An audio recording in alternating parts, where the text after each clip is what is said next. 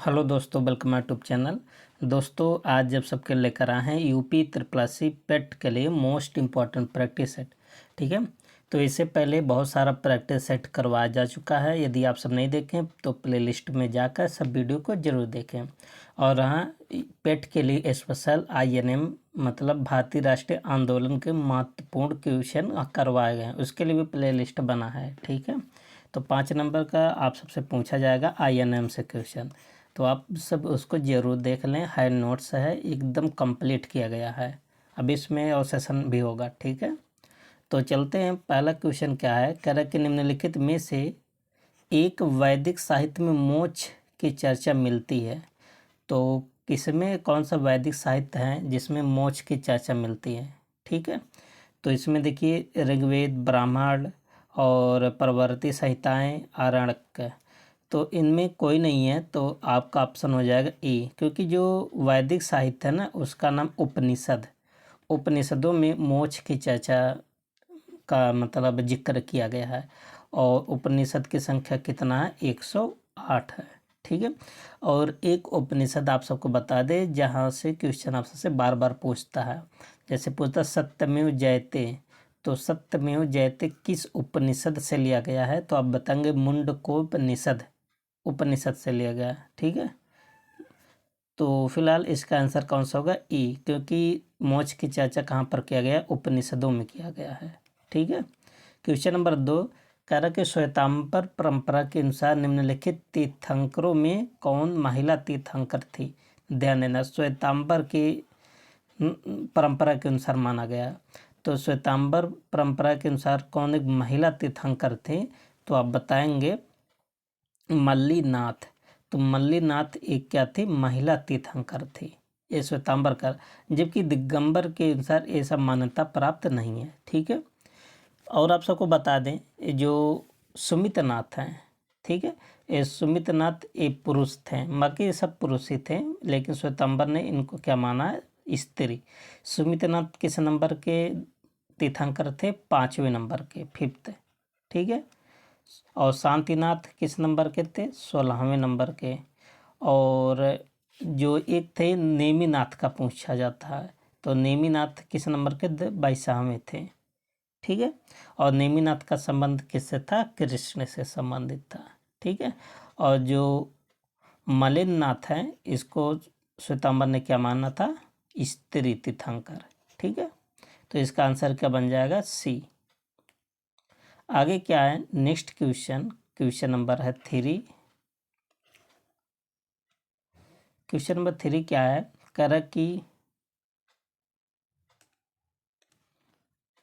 क्या क्वेश्चन कह रहा कि निम्न में से किस गुप्त शासक को पहली बार अभिलेख जारी करने का दायित्व दिया जाता है? मतलब ऐसा शासक बताना है जो पहली बार अभिलेख जारी किया। तो आप बताएंगे समुद्रगुप्त को। तो ऐसा दायित्व किसको माना जाता है? समुद्रगुप्त को। और भारत का नेपोलियन भी किसे कहा जाता है? समुद्रगुप्त को ही कहा जाता है। ठीक है, और आप सबको बता दें कि इलाहाबाद का जो स्तंभ लेख है किससे संबंधित है? समुद्रगुप्त से। और किसके द्वारा रचित है? इसका समुद्रगुप्त का एक दरबारी कवि था हरिसेन, तो हरिसेन के द्वारा इलाहाबाद का स्तंभ लेख रचित है। ठीक है, और इसी अभिलेख में समुद्रगुप्त के विजय अभियान के बारे में भी जिक्र किया गया है। और एक बात और आप सबको बता दें कि इसी अभिलेख पर जहांगीर का भी लेख मिलता है। ठीक है, किसका? जहांगीर का पूछा जाता है। क्वेश्चन नंबर 4 क्या है कि दिल्ली का वह एकमात्र सुल्तान कौन था जिसने अपना आत्म विवरण लिखा? आत्म विवरण मतलब खुद की जीवनी की बात किया है। तो आत्म विवरण कौन लिखा था? फिरोज शाह तुगलक ने। ऑप्शन क्या बन जाएगा? बी। तो इसका जो पुस्तक था क्या था? फुतूहात ए फिरोज शाह, ये इसका जीवनी है। क्या? फुतूहात ए फिरोज शाह। ठीक है, और फिरोज शाह तुगलक ने ही किस पर जजिया कर लगाया था? ब्राह्मणों पर, पूछा जाता है कि ब्राह्मणों पर जजिया कर कौन लगाया था, तो आप बताएंगे फिरोज शाह तुगलक। और इसने कुछ नगर की स्थापना किया था जो बार बार पूछा जाता है, ठीक है, जैसे फतेहाबाद हो गया, ठीक है, और जौनपुर हो गया, जौनपुर तो अपने भाई की याद में बसाया था। फिरोजाबाद हो गया, हिसार हो गया, हिसार कहाँ, हरियाणा वाला, ठीक है। ये सब शहर की स्थापना कौन किया था, फिरोज शाह तुगलक। और सिकंदर लोदी ने 1504 में आगरा शहर की स्थापना किया था, ठीक है। Next question, question number 5। 1857 के विद्रोह के निम्नलिखित स्वतंत्रता संग्राम सेनानियों में से किसे महक परी की पदवी दी गई। तो महक परी आप जानते हैं कि 1857 की क्रांति में जो लखनऊ से नेतृत्व किए थे, कौन किए थे, बेगम हजरत महल, ठीक है। और बेगम हजरत महल को ही क्या बोला जाता है, महक परी, ठीक है। और 1857 की क्रांति के समय बेगम हजरत महल ने इनका जो पुत्र था बर्जिस कादिर, इसको नवाब घोषित कर दिया था, ठीक है। क्वेश्चन नंबर ए भी कई बार पूछा जाता है, बेगम हजरत महल के पुत्र का नाम क्या था, तो आप बताएंगे बर्जिस कादिर। निम्नलिखित में से किसने इंग्लैंड में इंडियन होम रूल सोसाइटी की स्थापना की। तो ध्यान देना, कहाँ, लंदन में। तो लंदन में कौन किए थे, श्यामजी कृष्ण वर्मा ने किया था। अब कब किए थे ये भी पूछा जाता है, 1905 में, ठीक है, लंदन में। और इंडियन होम रूल सोसाइटी की स्थापना किए थे। कई बार क्वेश्चन पूछा गया है। दोस्तों जो INM का जो नोट्स है ना, आप सब उसे पढ़ेंगे, ये सब क्वेश्चन गलत नहीं होगा, ठीक है, डिटेल में वहाँ पढ़ाया गया है। भारतीय राष्ट्रीय कांग्रेस का वह अधिवेशन जिसमें संपूर्ण स्वाधीनता की शपथ ली गई थी, कौन सा था। ध्यान देना, संपूर्ण स्वाधीनता, देखिए क्वेश्चन घुमा के पूछता है। तो कौन सा अधिवेशन था, लाहौर अधिवेशन था, 1929 में हुआ था। इसकी अध्यक्षता कौन किए थे, चाचा नेहरू ने किए थे, मतलब जवाहरलाल नेहरू साहब किए थे, ठीक है। और इसी अधिवेशन में जो नेहरू रिपोर्ट था उसको निरस्त किया गया था, ठीक है। तो आपसे अगर ऐसे पूछा जाए कि नेहरू रिपोर्ट को किस अधिवेशन में निरस्त किया गया था, तो बताएंगे लाहौर अधिवेशन। कब हुआ था, 31 दिसंबर 1929 में, ठीक है। Next question, question number 8। निम्न में से किसने यह लिखा कि भारत की मुक्ति महात्मा गांधी के नेतृत्व में नहीं होगी। ध्यान देना, इम्पॉर्टेंट स्टेटमेंट है। तो ये किसने कहा था, सुभाष चंद्र बोस जी ने कहा था कि जो भारत की मुक्ति है महात्मा गांधी के नेतृत्व में नहीं होगी, ठीक है। तो इसका ऑप्शन क्या बन जाएगा, D. Question number 9। Gandhi ji ने अपना प्रथम सत्याग्रह आरंभ किया था। ध्यान देना, इन्होंने अपना पहला सत्याग्रह ना दक्षिण अफ्रीका में शुरू किए थे, ठीक है। कहाँ पर, दक्षिण अफ्रीका में। अगर सन पूछे तो बताएंगे 1904 में पहला पूछा है। अगर ऐसे पूछे भारत में पहला कौन सा था, तो आप चंपारण वाला बताएंगे, ठीक है। तो लेकिन यहाँ दिया है किसके विरोध में, तो भारत शासन मजदूरों को कम मजदूरी दिए जाने के बाद रॉलेट एक्ट। तो नो का आंसर क्या हो जाएगा,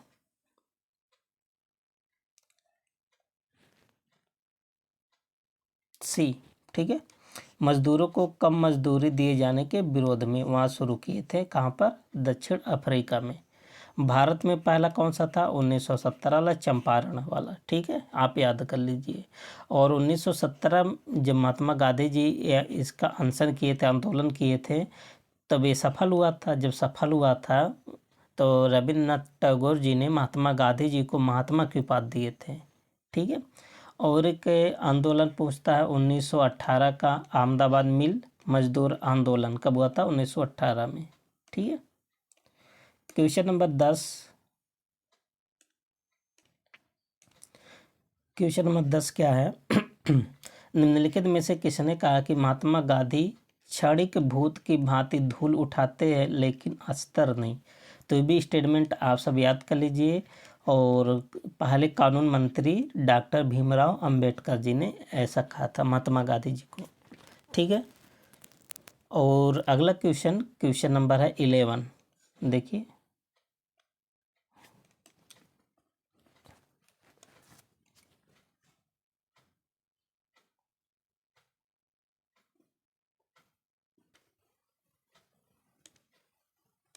क्वेश्चन नंबर 11 क्या है, कह रहा है कि भारत में निम्नलिखित केंद्र शासित प्रदेशों में कौन सा क्षेत्रफल की दृष्टि से सबसे छोटा है।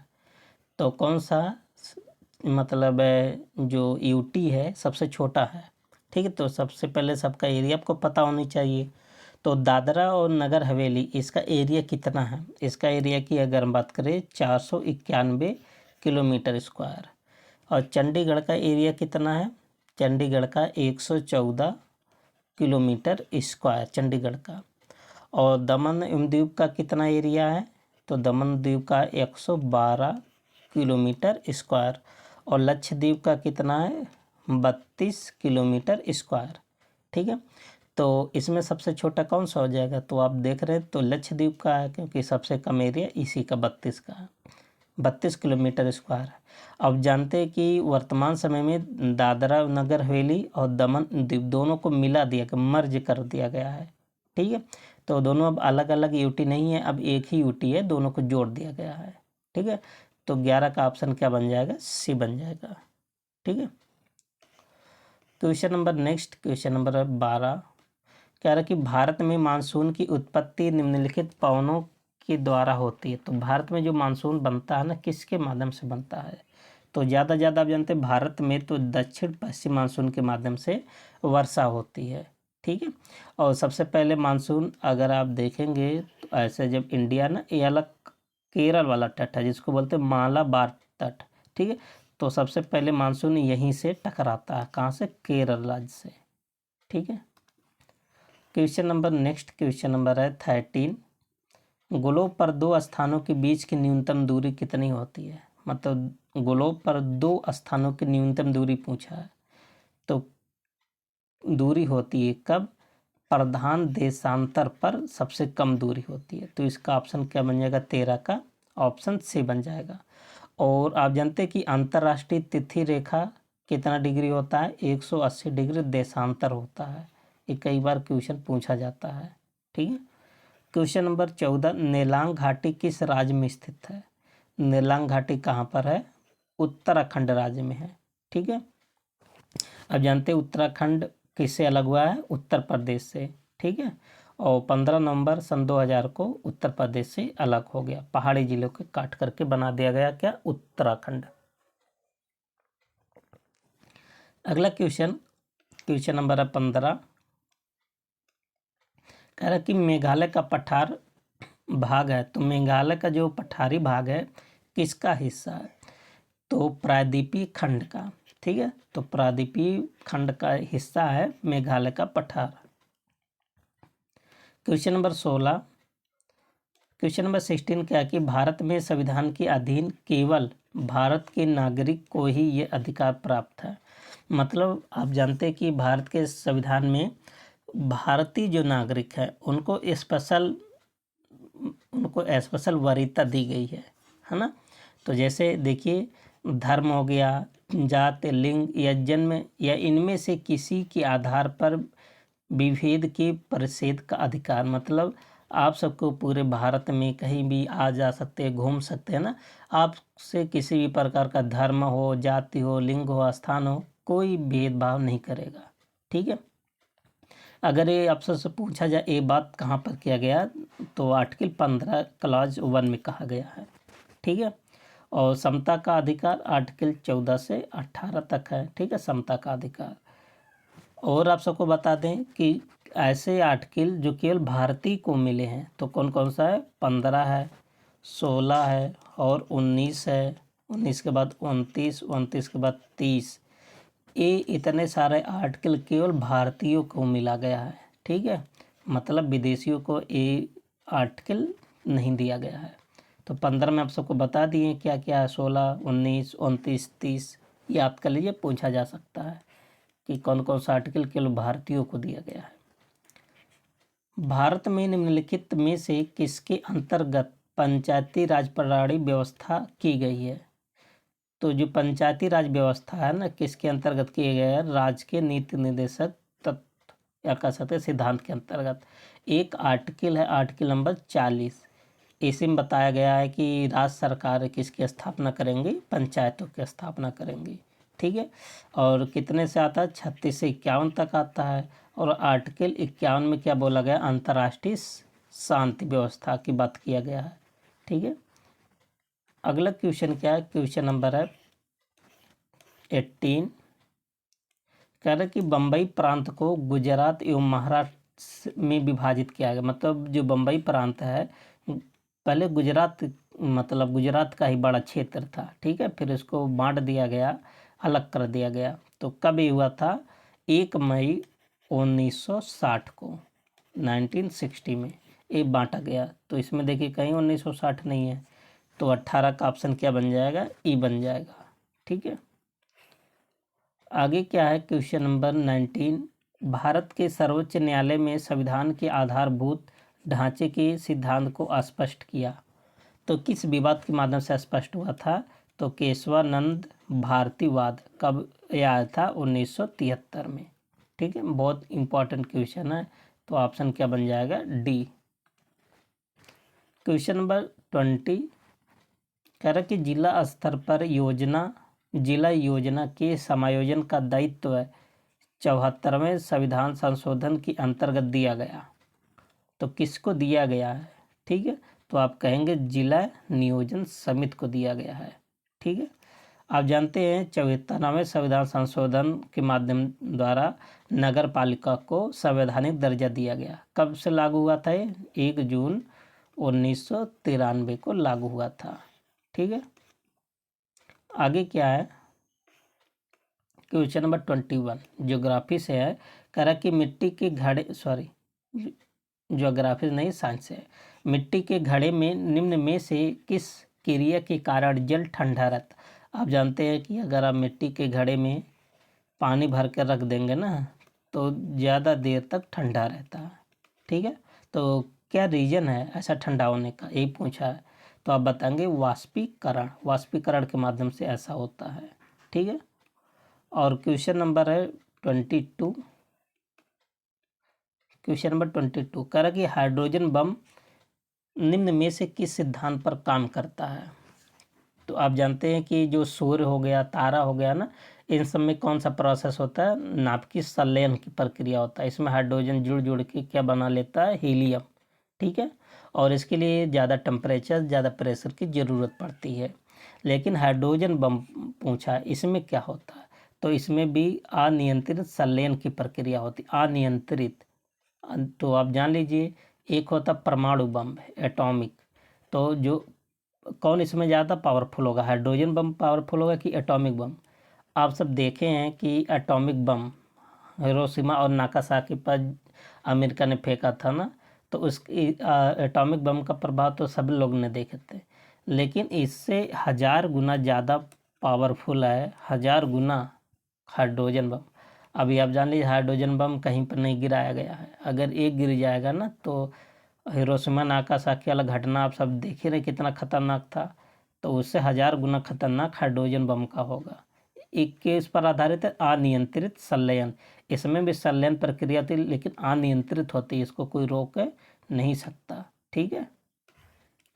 क्वेश्चन नंबर 23 कह रहे कि निम्नलिखित मिश्र धातुओं में से किसे अमलगम कहते हैं। तो अमलगम किसे कहते हैं, तो बताएंगे पारा और जिंक का मिश्रण को क्या बोला जाता है, अमलगम बोला जाता है। तो 23 का ऑप्शन क्या बन जाएगा, सी। क्वेश्चन नंबर 24 निम्नलिखित हार्मोन में से कौन सा हार्मोन एक स्त्रीलिंग हार्मोन है। तो आप जानते हैं कि टेस्टोस्टेरोन किस में पाया जाता है, पुरुषों में पाया जाता है, ठीक है। और एंड्रोस्टेरोन किस में पाया जाता है, ये भी किस में पाया जाता है, स्त्रियों में पाया जाता है। और एस्ट्रोजन जो स्त्रियों में हार्मोन पाया जाता है, क्या पाया जाता है, एस्ट्रोजन, ये गलत है। तो इसका ऑप्शन क्या बन जाएगा, सी बन जाएगा, ठीक है। और ये किस में पाया जाता है, मेल में पाया जाता है। अगला क्वेश्चन नंबर है 25 का है कि रिस्प्रिन दवा निकाली जाती है, तो किसके माध्यम से निकाली जाती है रिस्प्रिन दवा। तो आप बताएंगे सर्पगंधा के, एक होता है, एक पौधा है, ठीक है, सर्पगंधा उसे बोलते हैं। तो इसी के माध्यम से एस्पिरिन दवा निकाली जाती है। और ये दवा जैसे सांप हो गया, बिच्छू हो गया ना, काटने के इलाज में प्रयोग होता है। तो किस पौधे से प्राप्त होता है? सर्पगंधा से। समन्वित ग्रामीण विकास कार्यक्रम पूरे प्रदेश में निम्नलिखित में से किस योजना में फैला? मतलब जो IRDP जो प्रोग्राम था किस पंचवर्षीय योजना में आपसे से ये पूछा गया, तो आप बताएंगे छठी पंचवर्षीय योजना में आया था। ठीक है, और इसका समय कब से कब था? 1980 से लेकर 1985 तक। ठीक है, अगला क्वेश्चन नंबर है नेक्स्ट, क्वेश्चन नंबर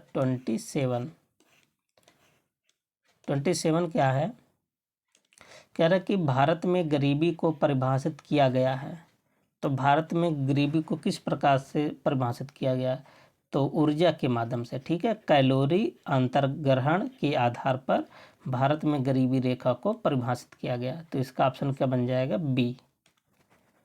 और क्वेश्चन नंबर 28 योजना से है। कह रहा है कि प्रधानमंत्री उज्ज्वला योजना इनमें से किस वर्ष में प्रारंभ की गई? तो आप बताएंगे 2016 में आया था। अगर डेट की बात करें तो आप बताएंगे 1 मई 2016 को प्रधानमंत्री जी ने इसको लॉन्च किए थे। ठीक है, और इसमें क्या होता है? प्रधानमंत्री उज्ज्वला योजना में गैस सिलेंडर दिया जाता है, और पहले इसमें 1600 रुपये का मतलब सहायता भी दिया जाता था। ठीक है, आपसे पूछेगा कि इसका दूसरा वर्जन भी लॉन्च किया गया है 2.0। ठीक है, तो आप बताएंगे प्रधानमंत्री उज्ज्वला योजना 2.0 एक कब लॉन्च हुआ था? 10 अगस्त 2021 को। 2021 को कहाँ से लॉन्च किया गया था? ये प्रधानमंत्री जी ने इसको वर्चुअली लॉन्च किए थे। कहाँ से? महोबा में, यूपी के महोबा से। ठीक है, याद कर लीजिए क्योंकि ये भी पूछ सकता है। क्वेश्चन नंबर 29, वे पदार्थ हैं जिसके लिए भारत में वस्तु एवं सेवा का, जिसको बोलते हैं GST, तथा केंद्रीय उत्पाद कर दोनों लगेंगे। तो किस पदार्थ पर मतलब GST भी लगेगा और केंद्रीय उत्पादन कर, तो कौन सा ऐसा पदार्थ है? तो आप बताएंगे तंबाकू और तंबाकू से निर्मित पदार्थों पर। ठीक है, तो इसका आंसर क्या बन जाएगा? D option. मोस्ट इम्पॉर्टेंट ये भी है। ठीक है, क्वेश्चन नंबर 30, निम्नलिखित बयानों में से कौन सा सूक्ष्म अर्थशास्त्र से संबंधित है? ध्यान देना, सूक्ष्म अर्थशास्त्र से संबंधित कौन सा स्टेटमेंट है आप सबको बताना है। तो इसमें प्राइवेट स्कूलों में अधिक फीस के कारण पब्लिक स्कूलों में दाखिल में वृद्धि होगी। तो ये किसका है? सूक्ष्म अर्थशास्त्र के साथ संबंधित है। अगला क्वेश्चन क्या है? क्वेश्चन नंबर 31 कह रहा कि नुआखाई उड़ीसा का सबसे बड़ा फसल कटाई का त्यौहार है, जिसे निम्न में से किस त्यौहार के एक दिन बाद मनाया जाता है? तो सबसे पहले यही जान लीजिए, नुआखाई त्यौहार का मनाया जाता है उड़ीसा में, फसल से संबंधित त्यौहार है। तो किस त्यौहार के बाद मनाया जाता है आप सबसे पूछा है। तो गणेश चतुर्थी के एक दिन बाद कौन सा त्यौहार मनाया जाता है? नुआखाई त्यौहार। ठीक है, अगला क्वेश्चन क्या है? क्वेश्चन नंबर 32 कह रहा कि विश्व जल दिवस कब मनाया जाता है?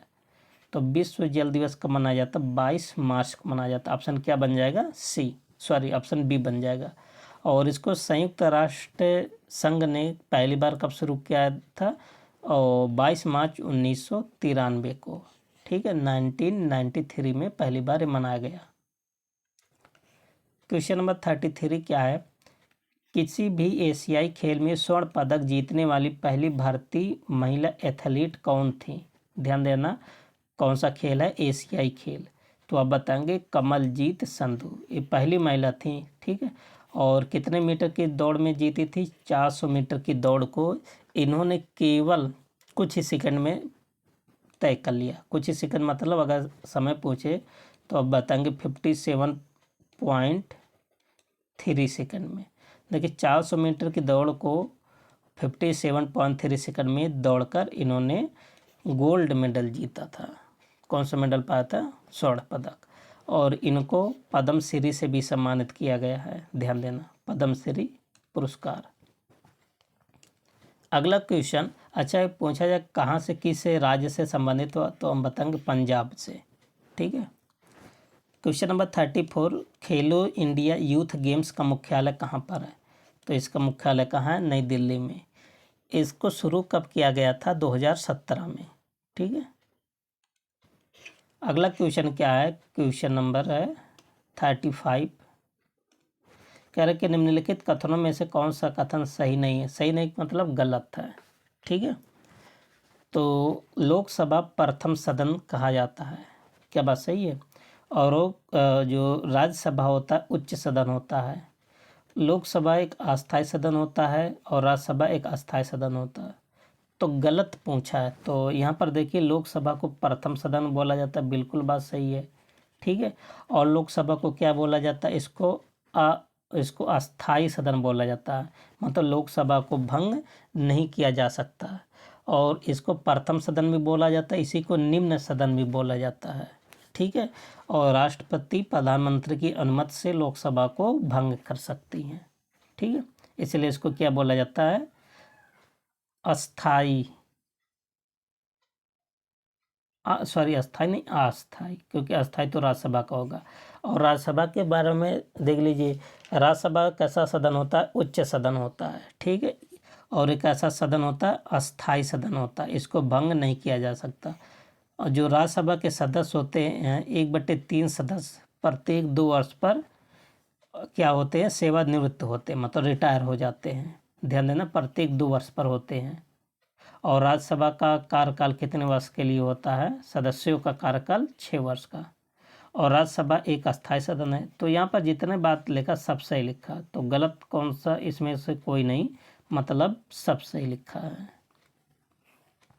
क्वेश्चन नंबर 36, पश्चिम बंगाल की सीमा निम्नलिखित में से को छोड़कर बाकी सभी देशों से लगाती है। सभी देशों से मतलब पश्चिम बंगाल की सीमा किस देश को छोड़कर सबसे लगाते? तो पाकिस्तान से नहीं लगाती हैं। ठीक है। क्योंकि आप जानते हैं पश्चिम बंगाल इधर है और पाकिस्तान इधर है। ठीक है। तो 36 का क्या हो जाएगा? बी। और जानते हैं कि जो बंगाल है, पश्चिम बंगाल है, इसकी सीमा किससे लगाता है? बांग्लादेश, भूटान और नेपाल, 3 देश से लगाता है। और अगर आपसे ये पूछा जाए कि सिक्किम की सीमा किस साथ लगाती है? तो नेपाल हो गया। ठीक है। भूटान हो गया और तिब्बत मतलब चाइना से। और अरुणाचल प्रदेश अपनी सीमा किससे शेयर करता है? भूटान, चीन और म्यांमार, इन सब देशों से अरुणाचल प्रदेश अपनी सीमा बनाता है। क्वेश्चन नंबर 37, कह रहा है कि तुर्की की राजधानी क्या है? तो तुर्की की राजधानी क्या? अंकारा। अच्छा, अब तुर्की का नाम भी चेंज कर दिया गया है, तुर्की हो गया है। ठीक है। इसका ऑप्शन क्या बन जाएगा? 37 का ऑप्शन डी बन जाएगा। यरूशलेम किसकी राजधानी है? याद कर लीजिए, बहुत चर्चा में है देश। ठीक है, इजराइल। कैनबरा किसकी राजधानी? ऑस्ट्रेलिया का। और वेलिंगटन किसकी राजधानी? न्यूजीलैंड का। ठीक है। तो इसका ऑप्शन क्या बन जाएगा? डी बन जाएगा। क्वेश्चन नंबर 38, निम्नलिखित में से किस राज्य में विधान परिषद है? तो विधान परिषद अपने उत्तर प्रदेश में है। ठीक है। अच्छा, विधान परिषद का जो गठन किया जाता है, एक धारा याद कर लीजिए, धारा 168, इसके तहत विधानमंडल का गठन किया जाता है। वर्तमान समय में कुल 6 राज्य हैं जहाँ पर विधान परिषद है। कौन कौन सा है? एक तो अपना उत्तर प्रदेश है, एक बिहार हो गया। ठीक है। और महाराष्ट्र भी है, महाराष्ट्र के बाद कर्नाटक है, कर्नाटक के बाद आंध्र प्रदेश, आंध्र प्रदेश के बाद तेलंगाना। तो ऐसे 6 राज्य हैं जहाँ पर विधान परिषद है। विधान परिषद होने के कारण ये 2 सदनी व्यवस्था आप कह सकते हैं 6 राज्यों में है। ठीक है। क्वेश्चन नंबर 39, तो क्या है पोर्ट ब्लेयर की राजधानी? तो पोर्ट ब्लेयर की राजधानी कौन सी? पोर्ट ब्लेयर की राजधानी है, मतलब पोर्ट ब्लेयर किसकी राजधानी है? तो अंडमान निकोबार। तो अंडमान और निकोबार की राजधानी कौन सा? पोर्ट ब्लेयर है। तो इसका आंसर क्या बन जाएगा? Option A. आपको याद करना पड़ेगा ये कि पोर्ट ब्लेयर को हाल ही में इसका नाम चेंज कर दिया गया और इसका नाम क्या रखा गया है? श्री विजयपुरम। तो पोर्ट ब्लेयर का नया नाम क्या है? श्री विजयपुरम है। ठीक है। तो इसका आंसर क्या बन जाएगा? Option A. अगला क्वेश्चन है क्वेश्चन नंबर 40। तो कह रहा कि निम्नलिखित में से कौन सी भूमि किसी भी देश के स्वामित्व में नहीं है? तो अंटार्कटिका एक महाद्वीप भी है, ठीक है, ये किसी के नियंत्रण में नहीं है। अगर हम बात करें, एक है मैरी बर्ड लैंड, एक है वीर तविल ट्रायंगल। मैरी बर्ड लैंड और वीर तविल ट्रायंगल पृथ्वी पर ऐसे दो क्षेत्र हैं जिस पर किसी का भी अधिकार नहीं है, और ये दोनों क्षेत्र किसका हिस्सा है? अंटार्कटिका का, ठीक है। तो ऑप्शन क्या बन जाएगा? बी। Question number 41। इस टाइप का क्वेश्चन हर प्रैक्टिस सेट में मिल रहा है आप सबको, आरोही क्रम में इसको लगाना है, ठीक है। तो अगर आप देखेंगे तो सब संख्या वही एक ही संख्या, ठीक है, तो देख सकते हैं सब एक ही संख्या। तो एक का आप डिवाइड कर लीजिए, पता चल जाएगा, ठीक है। तो 41 का यही आपका आंसर ही होगा, ऑप्शन नंबर ए हो जाएगा, ठीक है।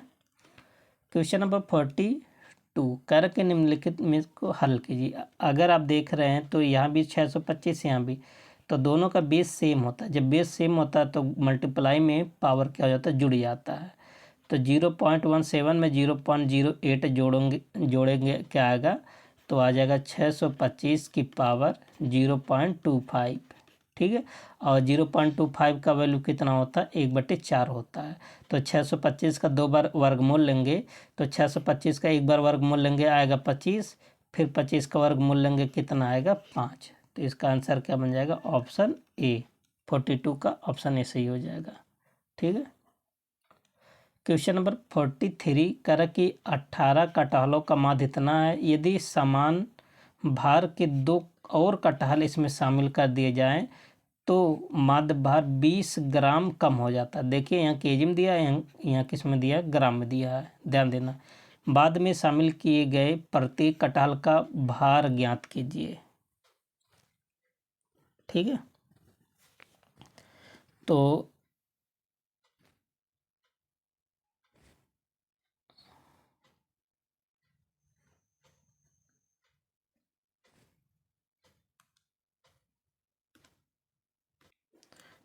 तो देखिए कैसे लगाएंगे।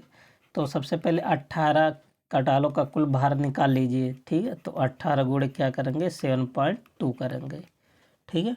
तो इसको गुणा करेंगे कितना आएगा? 129 पॉइंट कितना आएगा? 6 kg। एक केजी में आएगा क्योंकि यह केजी में है। अब देखिए 18 कटहल पहले से था, 2 कटहल और शामिल कर दिए, तो 18 2 कितना होगा? 20। और जब 20 कटहल हो जाता तो भार 20 ग्राम कम हो जाता। ये इतना केजी है, तो इस ग्राम को केजी में बदलने के लिए तो 20 में किससे भाग करेंगे? 1000 से। तो ये कितना आ जाएगा? 0.02 ग्राम आ जाए, केजी में आ जाएगा, ठीक है। तो इतना कम हो जाता है। अब 7 में से 0.02 घटा देंगे, ठीक है। तो अब देख लिए 20 कटहल का कुल भार, तो 18 2 कितना होगा? 20। तो 20 गुणे तो 7.2 में से कितना घटाएंगे? ये वाला 0.02, ठीक है। इसको मल्टीप्लाई करेंगे, देखिए घटा के जब 20 से मल्टीप्लाई करेंगे तो कितना आ जाएगा? 143.6 kg। हम यहाँ पर लिख दे रहे हैं 143.6 kg आ जाएगा, ठीक है। अब आपको क्या करना है? पहले वाले मतलब इसमें से और पहले वाला घटा दीजिए। 143.6 kg में से पहले कितना आता? 129.6 kg। इसको घटाएंगे तो कितना आएगा? 14 kg। यहाँ पर देखिए औसत भार पूछा गया, ठीक है। तो 2 से और भाग कर देंगे तो कितना केजी आ जाएगा? 7 kg आ जाएगा। ऑप्शन क्या बन जाएगा? डी। यहाँ कटहल का, दोनों कटहल का औसत भार पूछा गया है, ठीक है, थोड़ा मिस्टेक है। अगला क्वेश्चन नंबर 44 बॉटनी स्ट्रीम से है। कह रहा कि सुरेश एक लग्जरी नाव 4 घंटे में 15 मिनट में नदी की धारा की दिशा में और 34 किलोमीटर की दूरी 3 घंटे 10 मिनट में नदी की धारा की विपरीत दिशा में 19 किलोमीटर की दूरी तय करता है। 1 मिनट फिर से पढ़ते हैं। कह रहा कि सुरेश एक लग्जरी नाव से 4 घंटे 15 मिनट में नदी की धारा में 34 किलोमीटर जाता है, मतलब 4 घंटे 15 मिनट में धारा की दिशा में 34 किलोमीटर, और 3 घंटे 10 मिनट में धारा की विपरीत दिशा में 19 किलोमीटर जाता है। तो वर्तमान में नदी प्रवाह की गति क्या है? ठीक है, तो आपसे से पूछा है। तो मान लीजिए धारा की चाल यक्स है, और धारा नहीं, नदी का मान लीजिए यक्स, और धारा क्या क्या मान लीजिए यहाँ पर वाई है। आप जानते हैं जब एक ही दिशा में दोनों बहती है तो उसका स्पीड जुड़ जाता है, और जब विपरीत दिशाएं होती है तो स्पीड क्या हो जाता है, घट जाता है। ठीक है, तो धारा की दिशा में चाल निकाल लीजिए एक्स प्लस वाई। चाल बराबर क्या होता है, दूरी बटे समय। तो कुल दूरी कितना था, 34 किलोमीटर, और समय कितना है, 4 घंटा 15 मिनट, यही तो समय है। तो 4 घंटा 15 मिनट को चेंज कर लीजिए तो कितना आ जाएगा, देखिए 4 घंटा 15 मिनट, 15 मिनट को चेंज करेंगे 15/60 लिखेंगे। ठीक है, तो यहाँ पर आप लिख सकते हैं कितना, 17/4। इसको सॉल्व कर लीजिए तो 7 दूनी 34, 4 दूनी 8, तो x प्लस वाई का मान कितना आ गया, 8 आ गया। ठीक है, और दूसरा कंडीशन वेरीफाई करेंगे तो विपरीत दिशा वाला, तो विपरीत दिशा में क्या लिखेंगे, x माइनस वाई। टोटल दूरी कितना है, 19 किलोमीटर। इसको चेंज कर लीजिए और ये कितना आ जाएगा, 3 सही 10/60। इसको जब सॉल्व करेंगे 19 में जब भाग करेंगे तो टोटल कितना वैल्यू आएगा, इसको क्या लिख सकते हैं, 3 सही 10/60। इसको सॉल्व करेंगे आगे 6, तो x माइनस वाई का वैल्यू 6 और x प्लस वाई का वैल्यू 8। आप सबसे नदी का पूछा, x का मान। कभी भी अगर ऐसे रहे ना तो दोनों को जोड़ के आधा कर दीजिए, तो 8 6 कितना हो गया, 14, और 14 का आधा कितना हो जाएगा, 7। तो इसका आंसर कौन सा बन जाएगा, 7 kilometre per hour, option E बन जाएगा। ठीक है, आप सब अपने कॉपी में लगाइएगा, आ जाएगा। एक व्यक्ति ऋण अदायगी के लिए प्रति महीने 8,960 रुपये देता है प्रति महीने, ध्यान देना, जो उसके मासिक वेतन का 28% है। तो उसकी मासिक वेतन की गणना कीजिए। तो देखिए ये क्वेश्चन आसान है। ठीक है, अब 28%, देखिए महीने में 8,960 रुपया देता है। ठीक है, और एक इसके बराबर है 28% के। 28% का वैल्यू कितना, 8,960 दिया है, तो आपको 100% चाहिए। 100% का वैल्यू निकाल लीजिए, 28 इधर भाग कर दीजिए, 8,960/28, और 100% के लिए 100% से गुणा। इसको सॉल्व कर लीजिए, जो आएगा वो यह आंसर हो जाएगा। आएगा कितना, 32,000। नेक्स्ट क्वेश्चन, क्वेश्चन नंबर 46, कर की हाउस को इतना लिखा जाता है, तो इसको क्या लिखा जाएगा। ठीक है, तो यहाँ पर ध्यान दीजिएगा, ये 8 पर होता है। ठीक है, एच किसका, एच का पोजीशन लेटर क्या 8 है, ओ का क्या होता है 15 होता है। ठीक है, यू का कितना होता है 21, एस का 19, ई का 5।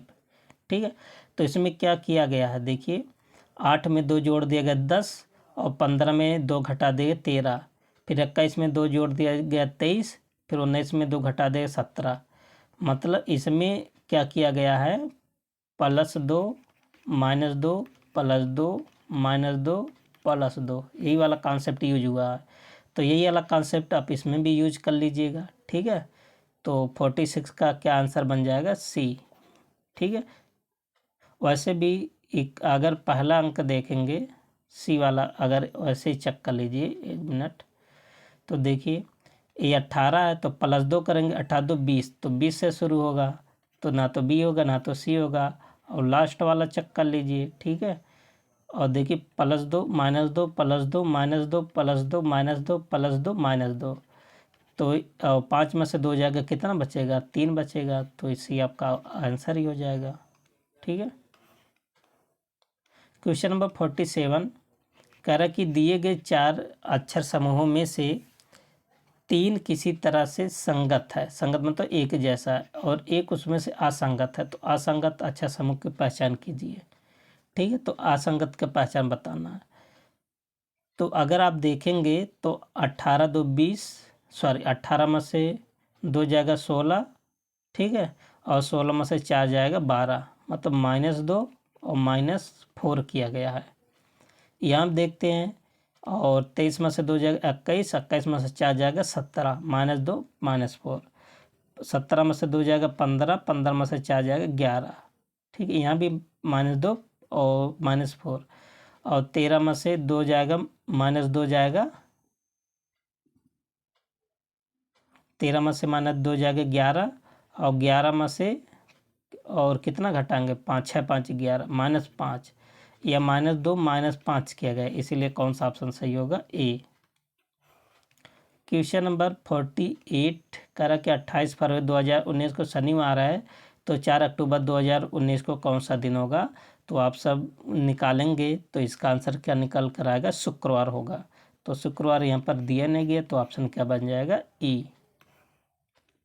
क्वेश्चन नंबर 49 कह रहा है कि एक व्यक्ति की ओर इशारा करते हुए विवेक बोला, ध्यान देना, एक खुद पर अप्लाई करके देख लीजिए, बहुत आसान है। एक व्यक्ति की तरफ इशारा करते हुए विवेक ने कहा, विवेक आप बन जाइए व्यक्ति, किसी को आप अपने मित्र दोस्त भाई को बना लीजिए। ठीक है, विवेक ने क्या कहा, उनका इकलौता भाई, ध्यान देना इकलौता भाई की बात कर रहा है, मेरी पुत्री के पिता का पिता है, तो व्यक्ति का विवेक से क्या संबंध होगा। ठीक है, तो 49 का क्या आप सब निकल कर आया, ध्यान देना। फिर से एक बार देखिए, व्यक्ति की ओर इशारा करते विवेक ने क्या कहा, उसका इकलौता भाई मेरी पुत्री के पिता का पिता है। ठीक है, तो व्यक्ति का विवेक से क्या संबंध है, तो जाहिर सी बात है व्यक्ति का विवेक से जो व्यक्ति होगा विवेक का क्या होगा, चाचा होगा। तो ऑप्शन क्या बन जाएगा, सी बन जाएगा। ठीक है, आप डायग्राम भी बना सकते हैं। ठीक है, और क्वेश्चन नंबर 50 में देख लीजिए, 50 में 4 स्टेटमेंट है। ठीक है, तो इसका आप बना लीजिए वन डायग्राम। कह रहा कि सभी जहाज नाव है, ये सभी जहाज हो गए, और एक क्या हो गया, बोट हो गया। फिर सभी लंगर जहाज हैं, यहाँ लंगर हो गया। ठीक है, अब देखिए सभी लंगर क्या हो गया, जहाज हो गया, और सभी लंगर जहाज हो गया, सभी लंगर जहाज दूसरा वाला बन गया, और सभी जहाज क्या है, सभी लंगर जहाज प्लेन, और सभी जहाज क्या हो गया, नाव हो गया। इस तरह से बनाएंगे। ठीक है, तो कह रहा कि सभी लंगर नाव है, सभी लंगर नाव है, बिल्कुल बात सही है, पहला सही है। कुछ जहाज, कुछ वाला तो फॉलो हर जगह करेगा, दूसरा भी सही है। कुछ जहाज लंगर है, बाहर से अंदर जाएंगे तो कुछ वाला फॉलो करेगा। ठीक है, दूसरा भी सही, पहला भी सही। और यहाँ पर देखिए निगेटिव स्टेटमेंट कह दिया, तो ऐसे भी आपका गलत हो गया। कुछ नाव लंगर, ये भी बात सही है। तो पहला दूसरा चौथा, तो पहला दूसरा चौथा ऑप्शन क्या बन जाएगा, सी। 50 का सी ऑप्शन होगा। ठीक है, आप सब बनाइएगा एक बार। इसके बाद इंग्लिश का पैसेज है, आप सब वीडियो को रोक करके अच्छे से पढ़िएगा। ठीक है, और उसके बाद आप सब आंसर को मिलाइएगा, देख लीजिएगा आप सबका कितना सही हुआ। Which is the final process in the production of beads, तो फाइनल प्रोसेस क्या था 51 का, तो आंसर आप सब क्या बता रहे हैं, ड्रिलिंग। ऑप्शन क्या बन जाएगा, डी। कर कि which of these stones is very soft and easy to मल्स, तो इसका आंसर क्या बन जाएगा 52 का, क्या इसे बोलेंगे, स्टीटाइट। ठीक है, ऑप्शन बन जाएगा B. Select the option that can be use as a one word substitute for the given group of word. The murder of a king, मतलब राजा की हत्या, राजा की हत्या को आप क्या कहेंगे। तो 53 का देख लेते हैं क्या ऑप्शन होगा। तो जो राजा की हत्या, राजा की हत्या को क्या कहा जाता है, रेजिसाइड। ऑप्शन क्या बन जाएगा, ए बन जाएगा। 54 select the most appropriate Antonius of the given word. Obscure, obscure का विलोम क्या होगा, इसका विलोम होता है अप्रिसिएंट, अप्रीरियंट। ठीक है, ऑप्शन क्या बन जाएगा, सी बन जाएगा। क्वेश्चन नंबर 55 क्या है, a sentence has been given with the blank to be fill with an appropriate option, choose the correct alternative, the school was, यहाँ भरा जाएगा, then in miles from their home. Article आप सब पढ़ लीजिए, यहाँ से आपका आंसर मिल जाएगा। ठीक है, तो 55 का ऑप्शन क्या बन जाएगा, मोर है। ठीक है, आप सब ऐसे कि more than A miles from home, मतलब उसका जो स्कूल था उसके घर से कितना दूर था, मील से ज़्यादा दूरी पर था। मील क्या दूरी का पैमाना होता। ठीक है, यथोचित का सही संधि विच्छेद क्या है, यथा प्लस उचित है, तो यथा प्लस उचित कहीं नहीं लिखा, तो 56 का क्या बन जाएगा, ई ऑप्शन बन जाएगा। और यथो उचित में कौन सा संधि है, गुण स्वर संधि है। ठीक है, क्वेश्चन नंबर 57, निम्नलिखित में से किस युग में सही विलोम है, तो विलोम बताना है। तो 57 में तो विश्वास का अविश्वास होता है, तो इसका ऑप्शन क्या बन जाएगा, डी। कर की समश्रुत शब्द अली और अली शब्द युग्म का सही, अली मतलब क्या होता और अली मतलब क्या होता। आप जानते अली मतलब तो भंवरा और अली मतलब तो सखी, तो भंवरा और सखी कहीं दिया नहीं गया, तो ऑप्शन क्या बन जाएगा, 58 का ई। ठीक है, और एक आप सबसे पूछता है अंश और अस। ठीक है, अंश ए वाला अंश अगर लिखा रहेगा अंश, इसका मतलब होता है कंधा, और अगर ऐसे अंश लिखा रहेगा इसका मतलब तो भाग। ठीक है, एक होता दमन, एक होता दामन। ठीक है, दमन का मतलब क्या होता है, दबाना, और दामन का मतलब होता है साड़ी का किनारा। दसन दर्शन पूछा जाता है, दसन का मतलब होता है दांत, और दर्शन मतलब होता है देखना। ठीक है, क्वेश्चन नंबर 59, करके जो बाएं हाथ से सधा हुआ है उसके लिए एक शब्द, मतलब जो बाएं हाथ, जैसे कुछ लोग होते हैं दाएं हाथ से काम करते हैं, कुछ लोग बाएं हाथ से काम करते हैं ना, तो जो बाएं हाथ से एकदम फिट हो तो उसको क्या बोलते हैं, उसको बोलते हैं सब्यसाची। ऑप्शन क्या बन जाएगा, ए। ठीक है, और जिसके हाथ में बीड़ा होता है उसको क्या बोलते हैं, बीड़ा पाड़ी, जिसके हाथ में वज्र होता है उसको क्या बोला जाता है, वज्र पाड़ी। ठीक है, क्वेश्चन नंबर 60, रामचंद्र शुक्ल ने इनमें से किसे हिंदी की प्रथम मौलिक कहानी माना जाता है। हिंदी की प्रथम मौलिक कहानी किसको माना जाता है, तो आप बताएंगे इंदुमती को। इंदुमती हिंदी की पहली कहानी माना जाता है। ठीक है, आप सब हिंदी का पैसेज पढ़िएगा, देखिए छोटा सा पैसेज है। ठीक है, पैसेज से क्वेश्चन करें, गद्यांश में किनकी समस्याओं का उल्लेख है। जब आप गद्यांश पढ़ेंगे ना तुरंत ये आप सबको आंसर निकल कर आ जाएगा। ठीक है, तो किसकी समस्या इसमें जिक्र किया गया, स्त्रियों की समस्या। ठीक है, अगला क्वेश्चन, क्वेश्चन नंबर 62, शिक्षा का जादू भरा क्यों कहा गया। जो आप पैसेज पढ़ेंगे, आप पढ़ें बताइए, तो शिक्षा को जादू भरा क्यों कहा गया। ठीक है, तो क्योंकि शिक्षा समस्याएं सुलझा सकती हैं। आप जानते हैं जितना आप पढ़े लिखे होंगे उतना ज़्यादा दिमाग होगा, शिक्षा के माध्यम से सब चीज़ पॉसिबल है। ठीक है, गद्यांश के अनुसार स्त्रियों में इतनी सामर्थ्य है कि वे, मतलब गद्यांश में बताया कि स्त्रियों में सामर्थ्य है कि वे क्या कर सकती हैं। ठीक है, कि वे अपनी समस्याएं स्वयं सुलझा सकती हैं। ठीक है, ऑप्शन ए बन जाएगा। क्वेश्चन नंबर 64, कह रहा कि स्त्रियां स्वयं अपने सुधार का दायित्व वहन कर सकती हैं, ये कथन है। मतलब स्त्रियां स्वयं अपने सुधार का दायित्व वहन कर सकती है, ये कथन क्या गलत क्या सही। ठीक है, तो आप बताइए, पैसेज को जब आप पढ़ेंगे ना तो ये पाएंगे उसमें बताया गया स्त्रियां अपने जो उनका सुधार है और स्वयं इसका वहन कर सकती हैं, ये पूर्णतः सही है। ठीक है, इस टाइप का क्वेश्चन भी आपसे पूछा जा सकता है। अगला क्वेश्चन क्या है, कह रहा है कि शिक्षा से बनने वाला विश्लेषण शब्द क्या है। ये देखिए ग्रामर का पोर्शन बना दिया गया है ना, तो शिक्षा से विशेषण शब्द क्या होगा, तो शिक्षा से क्या कौन सा विशेषण शब्द बनेगा, तो शिक्षित बनेगा, याद कर लीजिए, मोस्ट इम्पॉर्टेंट। अगला पैसेज क्या है, ये भी छोटा सा पैसेज है। ठीक है, आप सब वीडियो रोक कर पढ़ लीजिएगा तो आंसर दीजिएगा। इसका कह रहा कि शीर्षक क्या है, तो आप बताइए शीर्षक क्या आप सब निकाल रहे हैं। तो इनमें से कोई नहीं, ऑप्शन क्या होगा, ई जो दिया, कोई शीर्षक नहीं। इसका किस पर बात किया गया है कि हर राष्ट्र संस्कृत के पल पर ही प्रगति करता है, संस्कृत, ठीक है।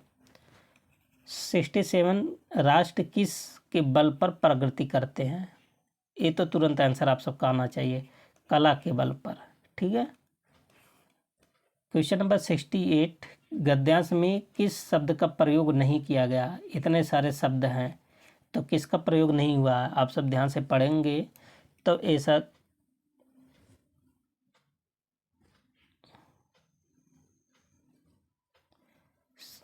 68 तो कौन सा शब्द यूज नहीं हुआ, प्रकृति, ठीक है। अगला क्वेश्चन क्या है, क्वेश्चन नंबर 69, कह रहा कि प्रत्येक राष्ट्र की संस्कृति वहाँ बची है, तो कहाँ पर बची है, भौगोलिक परिस्थितियों पर निर्भर होती है, ठीक है। और अगला क्वेश्चन हिंदी का लास्ट क्वेश्चन क्या है,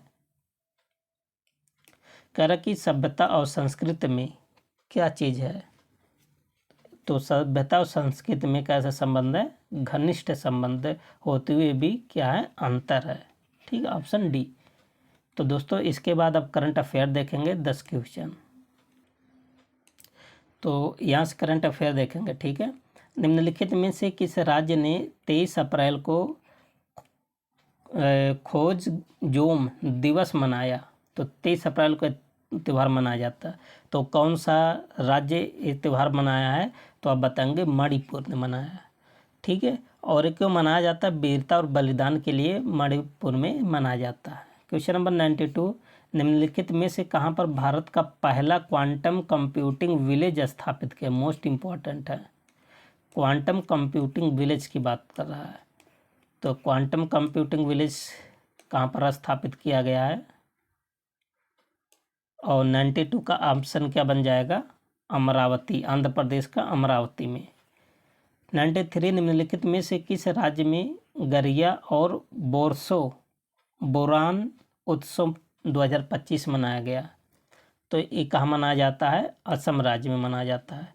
और बोडो जो जनजाति समुदाय हैं एक इनके द्वारा मनाया जाता है उत्सव, तो गरिया और बोरसो त्यौहार असम में, ठीक है।